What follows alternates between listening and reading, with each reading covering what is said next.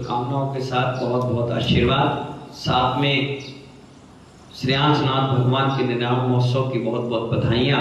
हम सभी लोग मध्य लोक के बारे में पढ़ रहे थे, उसमें भी कल हमने 3 क्षेत्र, 3 पर्वत आदि के बारे में पढ़ा। आज विदेह क्षेत्र के बारे में पढ़ेंगे। किसके बारे में? रामजी लाल जी किसके बारे में? विदेह क्षेत्र होता कहाँ है, क्या उसकी विशेषता है, क्या क्या सिस्टम है उसका, वो समझिए। विदेह क्षेत्र और सुमेरु पर्वत, आज सब्जेक्ट क्या है? विदेह क्षेत्र और सुमेरु पर्वत। क्योंकि जहां विदेह क्षेत्र है उसके बीचों बीच सुमेरु पर्वत है। क्या है? हाँ, निषद पर्वत के ऊपर और नील पर्वत के दक्षिण में विदेह क्षेत्र स्थित है। 2 पर्वत से बीचों बीच ये विदेह क्षेत्र है। इसका विस्तार हरित क्षेत्र से 4 गुना है। जैसे कल अपन ने पढ़ा था ना 32 योजन पढ़ा था, 32 लाख योजन। 1 लाख था, अभी 2 हो गया था, 2 से भी 4, 4 से 16, 4 से 8, 8 से 16, 16 से 32। तो अब इसका विस्तार कितना है? उससे 4 गुना है हरित क्षेत्र से। हरित क्षेत्र का 16 था तो इसका भी 32 होगा, है ना? क्योंकि बीच का हिस्सा है, इधर से भी बराबर होगा, इधर से भी बराबर क्षेत्र होगा, है ना? तो हरित क्षेत्र से 4 गुना। कितना? हरित क्षेत्र से 4 गुना होगा। यह जम्बू द्वीप मध्यवर्ती क्षेत्र है, बीचों बीच है ना, इसलिए क्या कहते हैं इसको? मध्यवर्ती। जैसे अपने भारत में मध्य में कौन है? मध्य प्रदेश, तो उसका नाम क्या पड़ गया? मध्य प्रदेश। ऐसे इसको मध्यवर्ती क्षेत्र भी कहते हैं।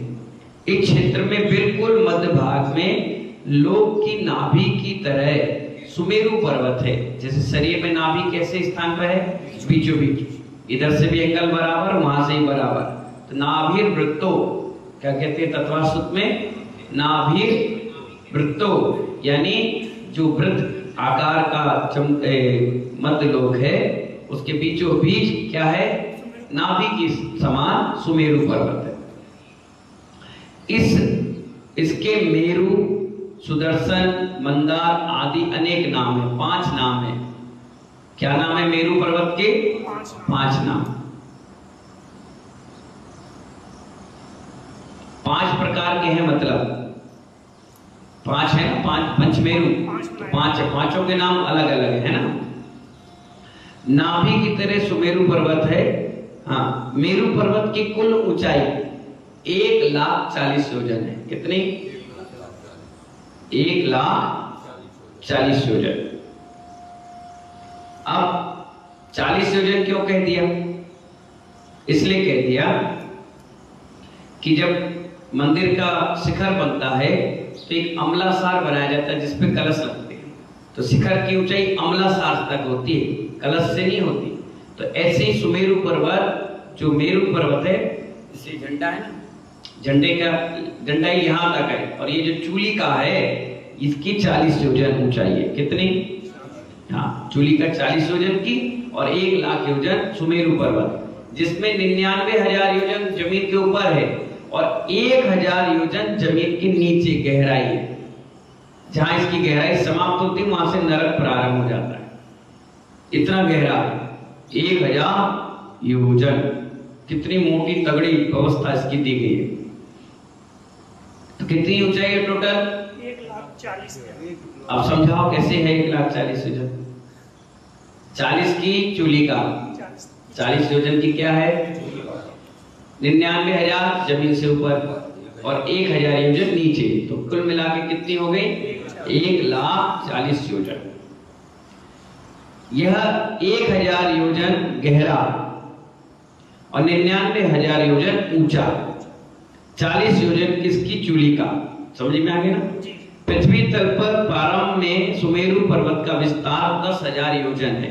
कितना चौड़ा है? 10,000। ठीक है ना?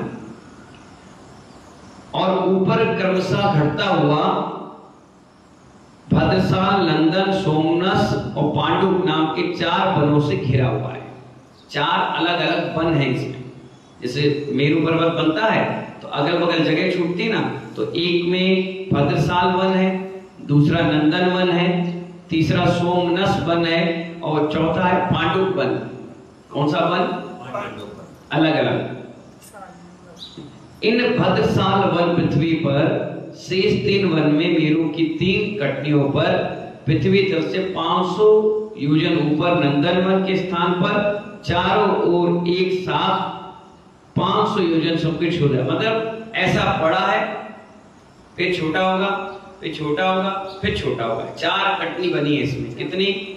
4 वन है ना, 4 कटनियां हैं और चारों कटनियों में चारों दिशाओं में भगवान भी है, मंदिर भी है और बड़े बड़े हैं, छोटे नहीं। अब 1 लाख योजन है, 1,40,000 योजन, 99,000 ऊंचा।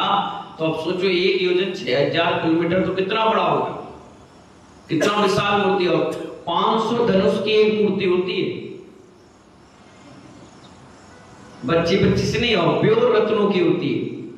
हाँ, उसका प्रकाश बहुत होता है। तो कैसे होता है? पहले ऐसा रहा, फिर यूं हुआ, फिर यूं हुआ, फिर यूं छोटा हो गया। पहले नीचे का चौड़ा, फिर कम, फिर कम, फिर कम, फिर चूली का। ठीक है ना? फिर क्रमशः घटता हुआ 51,500 योजन जाने पर सोमनस वन की स्थान पर 500 योजन संकुचित हो जाता है। इसके बाद 11,000 योजन तक पुनः समान विस्तार से जाता है, फिर ऊपर 25,000 फिर संकुचित हो जाता है। घटता हुआ पांडु वन के चारों स्थान ऊपर 495 योजन का संकुचित हो जाता है, छोटा। हाँ, लास्ट ऐसे 51,000, 25,000, 500, फिर 25,000 ऐसे करके छोटा हो जाता है। मेरू पर्वत के चारों वनों के चारों दिशाओं में 4 अकृत्रिम जिनालय हैं। क्या कौन से जिनालय है? किसी ने बनाया नहीं है। कैसे जिनालय है पीजन साहब? अकृत्रिम। और पांडुप वन की ईशान आदि चारों भी दिशाओं में पांडुप और पांडुबला, रक्ता और रक्ता कंबला नाम की 4 शिलाएं हैं।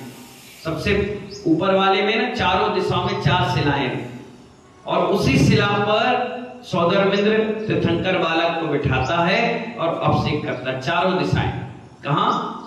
हाँ, ईशान कोण की। इनमें पांडुप शिला ईशान दिशा में स्थित है। कौन सी शिला? पांडुप शिला। कहां पे है? इसीलिए आप घर पे आप लोग पूजा का स्थान बनाते हैं ना, स्वाध्याय का, कौन से स्थान पे बनाते हैं? ईशान कोण। इसलिए अच्छी मानी गई, सूरज वहीं से निकलता है ना, इसीलिए। इस पर भरत क्षेत्र पर उत्पन्न होने वाले, कौन से क्षेत्र के? भरत क्षेत्र। हाँ, जहां अपन रह रहे हैं। अयोध्या में जितने भी तीर्थंकर जम लेंगे वो इसी पांडुप शिला में जाएंगे, दूसरी पे नहीं जाएंगे। जैसे आप यहाँ रोज बैठते हो, अगर यहाँ कोई आकर बैठ जाएगा तो आप ऐसा नहीं कि उधर बैठोगे, नहीं, आपका नंबर वहीं आएगा, इनका नंबर वहीं आएगा, वो सिस्टम पूरा फिक्स है। तो भरत क्षेत्र में उत्पन्न होने वाले तीर्थंकरों का जन्माभिषेक होता है किस पर? पांडुप शिला पर। कहां पर? पांडुप वन में। और पांडुप शिला मतलब वही, इसी का नाम पांडुप शिला है जो अपन मंदिर में रखते हैं। 3 कटनी बनाए और चौथी बना दी, वो वही शिला है। अब समझ में आ गया ना कि अपन 3 कटनी की क्यों रखते हैं? 1 कटनी की नहीं होती, 3 कटनी की होती है। पांडुप बला, रक्ता और रक्ता बला क्रमशः आग्नेय, नैऋत्य और वायव्य दिशा में स्थित है। चारों दिशाएं है ना, वी दिशाओं में एक एक पांडुप शिला और है। इन पर क्रमशः पूर्व विदेह क्षेत्र, ऐरावत क्षेत्र और पश्चिम विदेह क्षेत्र पर उत्पन्न वाले तीर्थंकरों का जन्माभिषेक होता है, जिससे एक तीर्थंकर दूसरे तीर्थंकर को नहीं देख पाए, उनकी व्यवस्थाओं को छेड़छाड़ नहीं कर पाए। उनका अभिषेक वहां, उनका अभिषेक वहां, उनका। इसलिए तो एक महिला ने प्रश्न पूछा था कि महाराज जी, एक पांडुप शिला में कितने तीर्थंकर होते हैं? अब ये क्लियर हो गया कि नहीं हो गया? कितने? 1 पांडुप शिला पर 1 तीर्थंकर, दूसरे नहीं। अगर आपके मंदिर में सभी भगवान का अभिषेक करना है तो एक ही पांडुप शिला में रखकर अभिषेक नहीं होना चाहिए, सबके लिए अलग अलग होना चाहिए। ये तो सिद्धांत है। अब तुम्हारे पास है नहीं व्यवस्था तो एक एक भगवान रोज कर लो, सबका मार्जन हो जाएगा। चाहे 10 भगवान का अभिषेक करो, चाहे 1 भगवान का, एक भगवान करके भी जो कर्म निर्जरा पुण्य का आश्रय कर लोगे वो 10 भगवान में भी कर लोगे। अब जरूरी नहीं कि सभी को नहलाओ। मार्जन अलग चीज है, प्रक्षाल अलग चीज है। अभिषेक अलग चीज है और प्रक्षाल मार्जन अलग चीज है। प्रक्षाल करोमी का मतलब कपड़े से पोंछना और अभिषेक का मतलब जल से पानी डालना। तो एक भगवान निकाल लीजिए बाहर, उनका अभिषेक कर लीजिए, शांति धारा कर लिए, उपयोग लगेगा। एक पांडुशिला में 50 रख दिए, ना इन पे धारा हो पाई, ना उन पे हो पाई, ना उनको ढंग से देख पाए, ना इनको। अगर मंच पे एक ही सिंहासन पे 20 महाराज बैठ जाएं, कैसा लगेगा? तुम्हारी गद्दी है, उस गद्दी पे 20 आदमी बैठ जाए एक साथ, कौन सेठ जी है, कौन मुनीम है, कौन खरीदारी वाला है, कौन देने वाला है। एक व्यक्ति का सम्मान होता है, 4 यहाँ और 1 यहाँ रहता है, समझ में आता है इसका हो रहा है। अब सभी घेर के बैठ जाओगे तो कौन समझेगा? इसलिए आचार्य कहते हैं एक पांडुशिला पे एक ही तीर्थंकर का अभिषेक होना चाहिए। 3 भगवान निकालो, 3 पांडुशिला रखो और दोनों साइड से अभिषेक करो, बढ़िया मस्त फर्स्ट क्लास, कोई दिक्कत नहीं है ना। तो विदेह क्षेत्र के तीर्थंकर अलग पांडुशिला में, ऐरावत क्षेत्र के अलग और पश्चिम विदेह के अलग।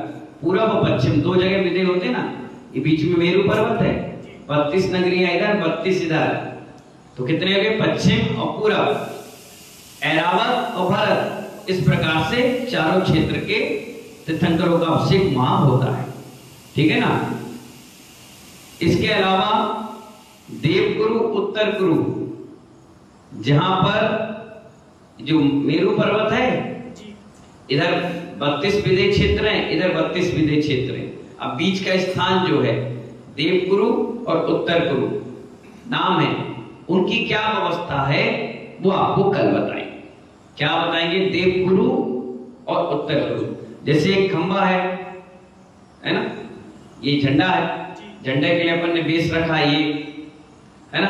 अब इसके अगल बगल एक जगह बची हुई है, इसे कहते हैं देवगुरु और उत्तर गुरु। इसी के पास क्षीर सागर का जल मिलता है, वो तालाब बना हुआ है। कहाँ क्या व्यवस्था इसमें कल आपको बताएंगे, ठीक है ना। जब तक के लिए जय बोलिए। आचार्य गुरुवर विराट सागर।